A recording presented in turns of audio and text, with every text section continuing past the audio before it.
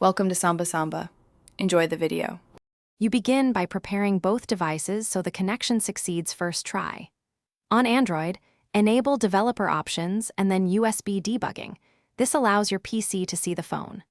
On the PC, install the correct drivers for your device or the Google USB driver so Windows recognizes it. Once done, plug the USB cable into both devices and watch for the Android authorization prompt. Make sure to approve your PC's key so ADB or file transfer can proceed without repeating authorization. You now establish the active connection and choose the right mode. If you need file access, set Android to file transfer (MTP).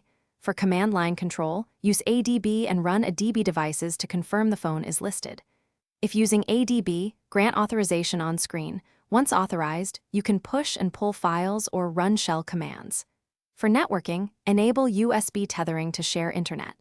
Make sure to use the correct host tool, File Explorer, Android File Transfer, or the ADB client, so files move reliably. You finish by closing the session cleanly and securing the device.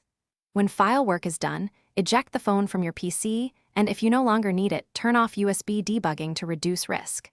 If the PC fails to recognize the phone, try a different cable or USB port, reinstall OEM drivers, and reboot both devices. These simple steps resolve most issues.